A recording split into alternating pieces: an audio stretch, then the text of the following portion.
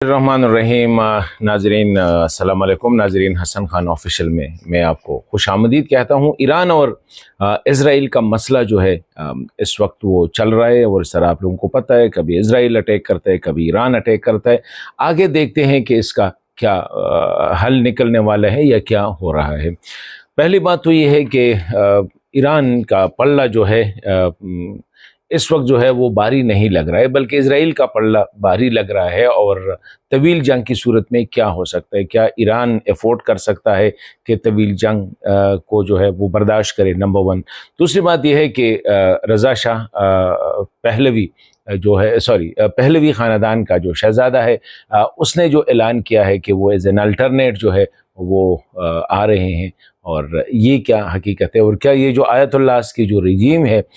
اصل مقصد یہ اسرائیل کا جو ہے، کیا آیت اللہ کو ہٹانا ہے؟ کیونکہ اگر آیت اللہ ایران جیت گیا اور اسرائیل ہار گیا تو پھر اسرائیل میں نیتن یاہو نہیں رہے گا، تو دونوں کے لیے جو ہے وہ ڈو اور ڈائی والی سچویشن۔ بات یہ ہے کہ آپ لوگوں کو پتہ ہے کہ ہر جمعے کو جب بھی تہران میں جمعہ کی نماز ہوتی تو ان کے جو لیڈران ہیں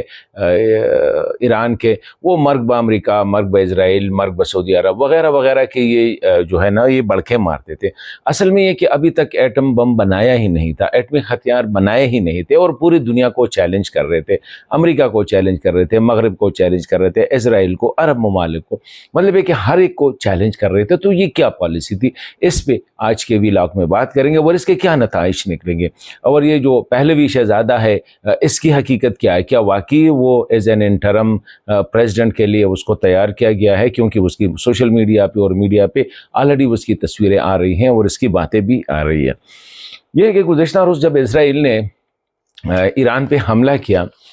تو ایران کا کافی نقصان ہوا، مطلب یہ ہے کہ ان کی جو military senior leadership, chief of army staff یعنی فوج کا جو سربراہ تھا، یہ جو پاسداران انقلاب کے جو سربراہان تھے، اسی طرح نیوکلیئر جو ان کی جو اتھارٹی ہے، ان کے جو 6-7 جو اہم سائنسدان اور ان کے جو کرتے دھرتے تھے، ان کو ایلیمینیٹ کیا گیا۔ ابھی اگر کوئی کہے کہ ایران کو پتہ نہیں تھا تو میرے خیال میں یہ ذرا ٹھیک نہیں ہوگا۔ the reason is کہ 2-3 دن سے پہلے سے یہ بات چل رہی تھی کہ اسرائیل ایران پہ حملہ کر رہا ہے، امریکہ نے عراق سے اپنے لوگوں کو نکال دیا، دیگر ممالک سے نکال دیا، اور بات بالکل کنفرم تھی کہ کسی بھی ٹائم جو ہے اسرائیل جو ہے ایران پہ حملہ کر رہا ہے۔ پھر بھی ایران نے کیوں اپنے امپورٹنٹ ایسٹس کو پروٹیکٹ نہ کیا یا نہ کر سکا؟ مطلب ہے کہ یہ بنیادی بات ہے۔ یہ جو اسرائیل کا جو حملہ ہے اس نے بہت سی چیزوں کو ایکسپوز کیا، اسرائیلی سائڈ پہ بھی اور ایرانی سائڈ پہ بھی۔ تو ہم ایران کی طرف بات کرتے ہیں۔ جب اسرائیل نے حملہ کیا تو 30 منٹ کے اندر جب ان کے 200 جہاز اور ڈرون جو ہے 30 منٹ کے اندر اس کے جو امپورٹنٹ ملٹری لیڈرشپ تھی، پاسداران کی جو لیڈرشپ تھی اور سائنسدانوں کی جو کیمپ تھی، اس کو ختم کیا۔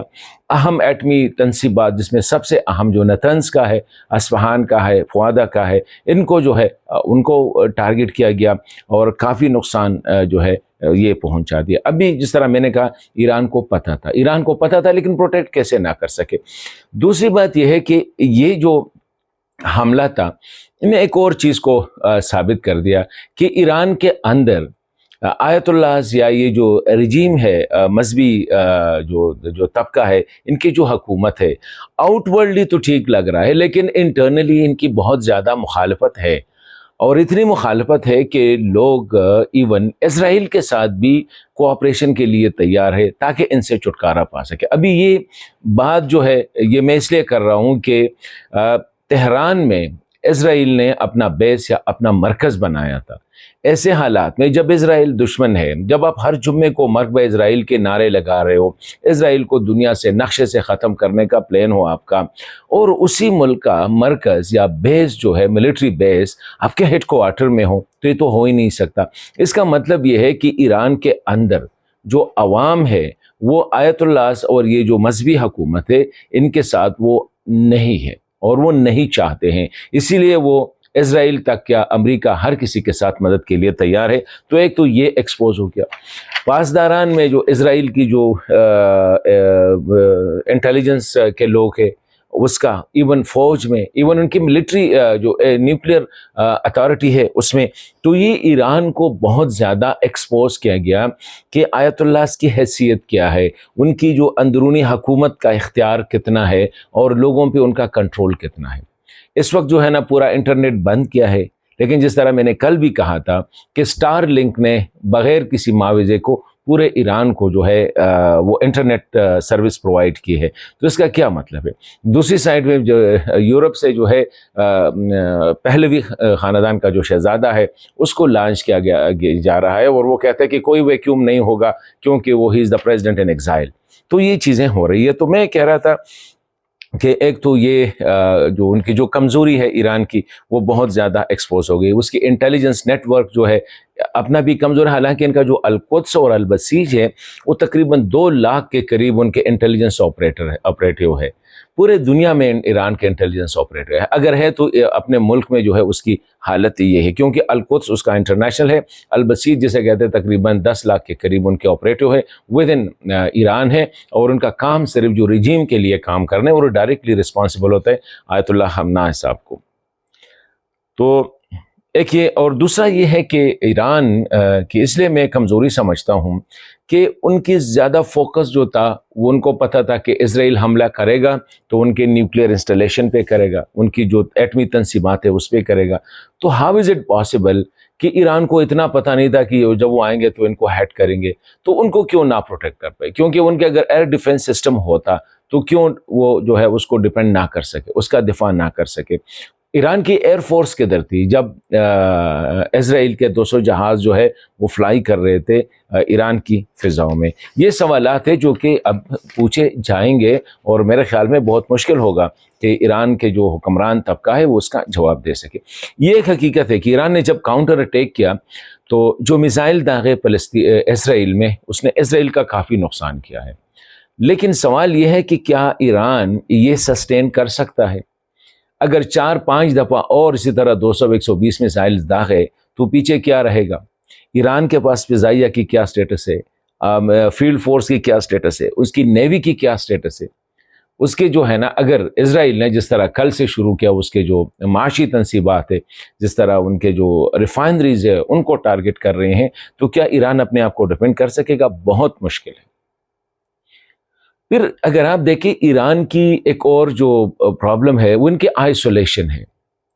عرب دنیا میں ایران کا ایک بھی دوست نہیں ہے، اگرچہ اسرائیل کے حملے کو کنڈیم کیا، اس کی مذمت کی، لیکن کسی نے بھی ہاتھ آگے نہیں بڑھایا ایران کے ساتھ مدد کرنے کے لیے، کیونکہ وہ خود ایران سے ڈر رہے ہیں۔ ایران کی جو پالیسی رہی ہے، اسپیشلی ان کی جو القدس اس کی جو انٹیلیجنس ایجنسیز ہے ایکسٹرنل، اس نے تقریباً ہر ملک میں، کیونکہ ایران کی جو کوالٹی ہے وہ پراکسی وارز میں ہے، اس کا جو ایکسپیرینس ہے، اس کا جو تجربہ ہے وہ پراکسیز وار میں ہے، وہ جو ہے اس طرح جھگڑوں میں نہیں ہے۔ تو اسی وجہ سے نہ عرب دنیا میں نہ دیگر اسلامی ممالک اگر آپ دیکھیں تو ابھی تک کسی نے ہاتھ بڑھایا ہے ایکسیپٹ پاکستان کوشش کر رہا ہے کہ کسی نہ کسی طرح ریچ آؤٹ کرے تہران کو اسی حوالے سے، لیکن وہ بھی بڑی مشکل ہے، کیونکہ ایک سائڈ پہ اگر امریکہ اور ویسٹ کی مخالفت، دوسرے سائڈ پہ ایون اپنے مسلمان ممالک کی مخالفت، تو یہ عالمی جو آئسولیشن ہے ایران کے لیے، اس کو بھی آیت اللہ کو دیکھنا پڑے گا کہ اگر حکومت کرنی ہے تو ایک تو اپنے لوگوں کو ریلیکس کرنا ہوگا، اپنے لوگوں پہ زبردستی حکومت آپ نہیں کر سکتے، کوئی ٹائم آئے گا کہ وہ لوگ آپ کے خلاف ہوں گے جو ابھی چل رہا ہے۔ اسی طرح بیرونی دنیا، اسی طرح پڑوسی ممالک کے ساتھ، پاکستان کے ساتھ اگر یہ فاطمی یون، زینب یون کا مسئلہ، یہ بی ایل اے کا مسئلہ، انڈیا کے ساتھ مل کے پاکستان میں جو پراکسیز کرنا، یہ چیزیں جو تھی لوگوں کو تو یہ یاد ہوتے ہیں، اور آج ایران کو احساس ہوگا کہ وہ آئسولیشن میں کیوں چلا گیا ہے۔ تو یہ چیزیں ہیں کہ اس وقت اگر جس طرح میں نے کہا کہ یہ جو لڑائی چل رہی ہے، اس کا زیادہ فوکس جو ہے وہ نہ ایران کے اسلحے پہ ہے، نہ ایران کے فوج پہ ہے، نہ ایران کے ایٹمی اس پہ زیادہ ہے، کیونکہ ایٹمی پہ زیادہ سے زیادہ کیا ہو سکتے ہیں؟ 2 مہینے ڈیلے ہو سکتے، 3 مہینے، 4 مہینے، 6 مہینے ڈیلے ہو جائے گا، پھر یہی مشینری دوبارہ وہ انسٹال کرے گا، لیکن اصل ٹارگٹ جو ہے وہ تہران میں حکومت کا تبادلہ ہے۔ یہ جو اسلامسٹ رجیم ہے جس کو کہتے ہیں، یہ جو آیت اللہ کی جو رجیم ہے، اس کا خاتمہ ہے۔ ابھی یہ ہے کہ اگر ایران اس کو آگے نہ بڑھا سکا تو لائکلی چانسز ہے کہ اگر کامیابی نہ ہوئی मुश्किल इसलिए नज़र आ रही है कि अभी फ्रांस ने भी अपना बेड़ा मोबलाइज़ किया, यूके ने भी, अमेरिका ने भी, अभी सब वो इज़राइल के लिए वो खत्ते में आ रहे हैं। तो ईरान किस किस के साथ लड़ेगा, फिर ईरान के साथ कौन कौन होगा? तो आयतुल्लाह की या ईरान की नाकामी की सूरत में सबसे बड़ी जो तब्दीली होगी वो आयतुल्लाह रिजीम की तब्दीली होगी, वरना फिर नेतन्याहू के लिए फिर इज़राइल में जगह नहीं होगी। और अहम बात जो मैंने कही नहीं थी वो ये थी कि ईरान के पास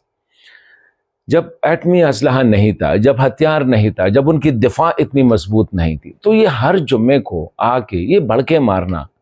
मर्ग ब अमरीका, मर्ग ब सऊदी अरब, मर्ग ब इसराइल, ये क्या चीज़ें होती है? तो मैं कहता हूँ थोड़ा सा ईरानी लीडरशिप को ये एहसास करना चाहिए कि एक तो जो पड़ोसी ममालिक के साथ ताल्लुकात, मुसलमान ममालिक के साथ ताल्लुकात, अरब दुनिया के साथ ताल्लुकात, दीगर ममालिक के साथ ताल्लुकात, फिर ये जो प्रॉक्सीज़ के जो है ना, एक हद तक आदमी प्रॉक्सीज़ करता है, हर एक जगह पे कोशिश करते अवॉइड करते हैं। और फिर यह है कि जब ताकत है नहीं तो ताकत की चीखें क्यों, जब ताकत की बड़के क्यों मार रहे हैं कि हर किसी को, जो हर जुम्मे को हर किसी को मर्ग ब अमेरिका, मर्ग ब सऊदी, मर्ग ब इसराइल, मर्ग ब एवरीवन। तो मेरे ख्याल में इन चीज़ों से निकलना होगा, रियासत के साथ,